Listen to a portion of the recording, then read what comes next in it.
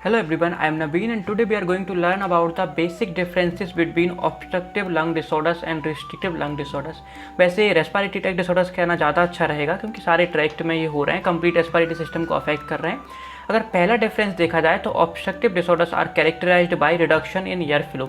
जो हमारे obstructive disorders हैं ये हमारे एयर फ्लो को अफेक्ट करते हैं। Restrictive disorders are characterised by reduction in lung volume. जो रिस्ट्रिक्टिव डिसऑर्डर्स हैं इनमें रिडक्शन हो जाता है हमारे लंग वॉल्यूम का। Patient with obstructive disorders are unable to exhale properly. जो पेशेंट हैं ऑब्स्ट्रक्टिव डिसऑर्डर्स के वो प्रॉपर्ली एक्सहेल नहीं कर पाते, प्रॉपर्ली सांस बाहर नहीं छोड़ पाते। Restrictive disorders characterised by incomplete inhalation. जो हमारे रिस्ट्रिक्टिव डिसऑर्डर्स वाले पेशेंट है ये प्रॉपर्ली एयर को इनहेल नहीं कर पाते। अब आगे बढ़ते हुए अगर हम इसकी एनाटॉमी की बात करें कि एनाटॉमी में कौन अफेक्टेड होता है, तो ऑब्स्ट्रक्टिव डिसऑर्डर्स की एनाटॉमी अफेक्टेड होती है एयरबेस के थ्रू। मतलब एनाटॉमी में ऑब्स्ट्रक्टिव डिसऑर्डर्स में हमारे बेसिकली जो हमारे एयरबेस हैं वो क्या होते हैं, अफेक्टेड होते हैं, एयरबेस से रिलेटेड प्रॉब्लम्स होती हैं। जबकि रिस्ट्रिक्टिव डिसऑर्डर्स में एनाटॉमी अफेक्ट करती है लंग टिश्यू एंड थोरैक्स को। जो लंग्स और हमारा थोरैक्स मतलब चेस्ट रीजन में जो भी टिश्यूज वगैरह स्ट्रक्चर्स प्रेजेंट हैं वो हमारे रिस्ट्रिक्टिव डिसऑर्डर्स में अफेक्टेड होती हैं, उनसे रिलेटेड ये बीमारियां होती हैं।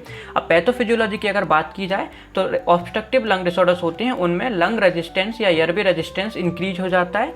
जबकि रिस्ट्रिक्टिव डिसऑर्डर्स की अगर पैथोफिजियोलॉजी की बात की जाए तो इनमें लंग और थोरैक्स का जो कंप्लायंस है या कॉम्प्लियंस है वो क्या होता है, डिक्रीज हो जाता है। अगर पल्मोनरी फंक्शंस की बात की जाए ऑब्स्ट्रक्टिव और रिस्ट्रिक्टिव लंग डिसऑर्डर्स के बीच में, तो जो हमारा पल्मोनरी फंक्शन है उसमें सबसे पहले हमारा जो ऑब्स्ट्रक्टिव डिसऑर्डर्स हैं उनमें एयर फ्लो रेट डिक्रीज हो जाता है। जबकि रिस्ट्रिक्टिव डिसऑर्डर्स में lung volume and capacities decrease होती है। उसी तरह फोर्स वाइटल कैपेसिटी जो हमारी ऑब्स्ट्रक्टिव डिसऑर्डर्स होती है उनमें नॉर्मल रहती है, स्लाइड रिडक्शन देखने को मिलता है। जबकि रिस्ट्रिक्टिव डिसऑर्डर्स में force vital capacity highly reduce होती है। अगर फोर्स एक्सपायरेटरी वॉल्यूम इन 1 सेकंड की बात की जाए तो ऑब्स्ट्रक्टिव डिसऑर्डर्स में ये हाईली रिड्यूस होता है।